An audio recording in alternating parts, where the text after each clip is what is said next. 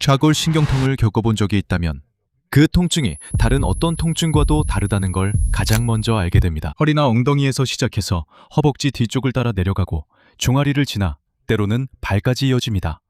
그리고 그 느낌이 이상해서 때로는 물린 것 같고 때로는 화끈거리고 또 때로는 저릿저릿합니다. 잠잘 때도 자세 잡기가 힘들고 앉는 것도 어렵고 심지어 양말 신는 것조차 힘듭니다. 게다가 진료실이나 인터넷 그리고 술집에서 이야기되는 좌골신경통에 대한 모든 말들이 잘못됐다는 겁니다.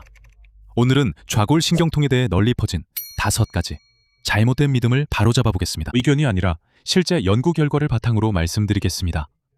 그리고 20년 동안 진료를 하면서 이 5가지 중 하나라도 믿어서 더 고생하는 사람들을 정말 많이 봤습니다. 몇 달 동안 약을 먹어도 효과가 없었던 사람들, 매일 스트레칭을 하면서 스스로 낫고 있다고 생각했던 사람들, 자신의 좌골신경통이 이상근 때문이라고 확신했지만 사실은 그렇지 않았던 사람들도 있었습니다.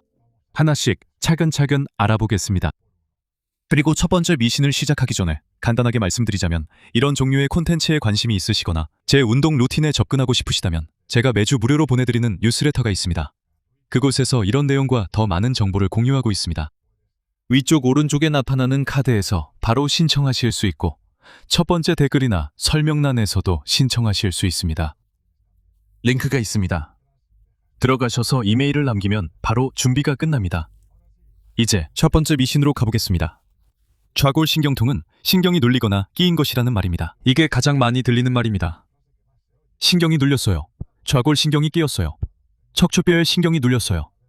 그리고 이 말이 그럴듯하게 들리는 이유는 통증을 아주 간단하고 직관적으로 설명해주기 때문입니다. 문제는 해부학적으로 이 말이 맞지 않다는 것이고, 이런 생각을 계속 가지면 치료에 있어서 잘못된 결정을 내리게 된다는 점입니다. 실제로 일어나는 일은 다릅니다.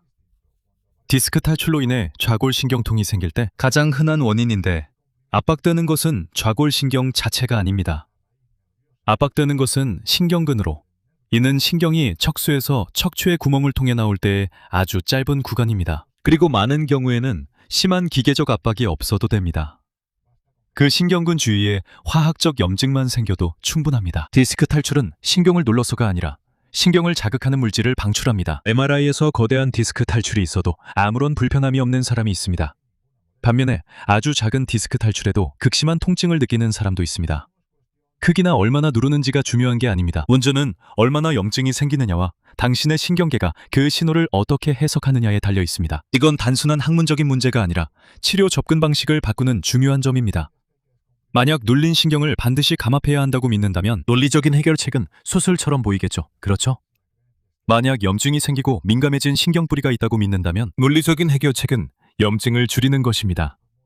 적절한 움직임, 운동, 그리고 특히 시간과 함께 말이죠. 이것이 바로 현대 좌골신경통 치료 가이드라인에서 모두 말하는 내용입니다. 신화 2번.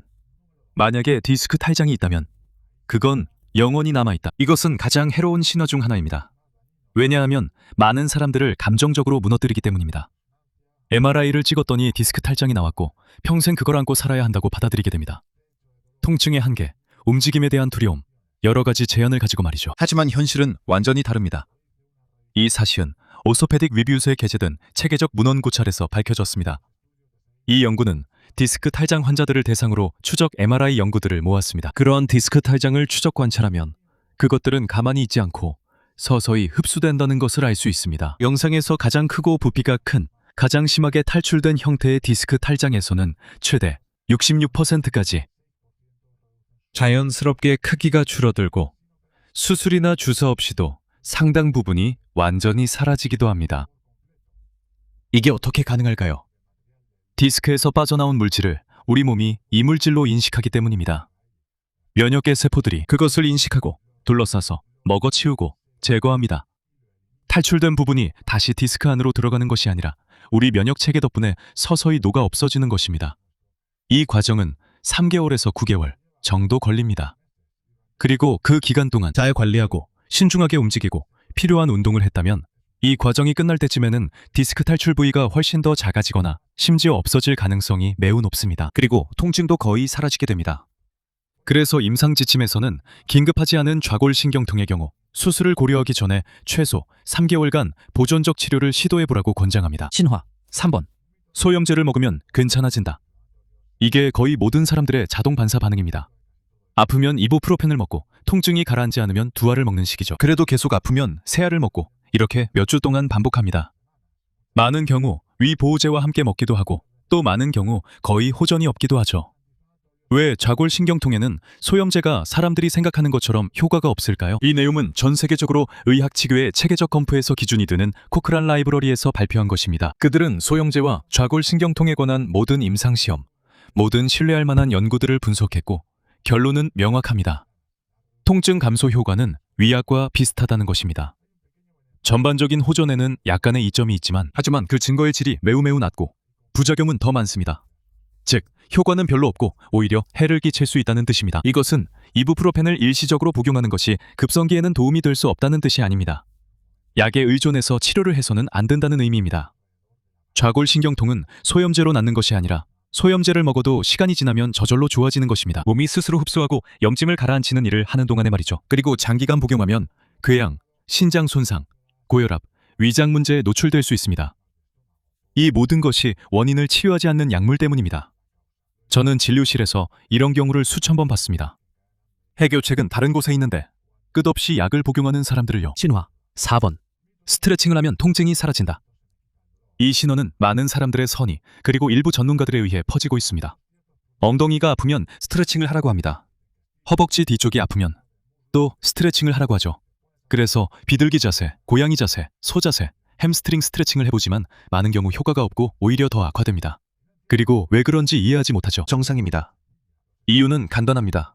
대부분 사람들이 알고 있는 일반적인 스트레칭은 근육을 위한 것이지 신경을 위한 것이 아닙니다. 좌골신경통에서는 신경뿌리가 자극받고 있는 상태입니다.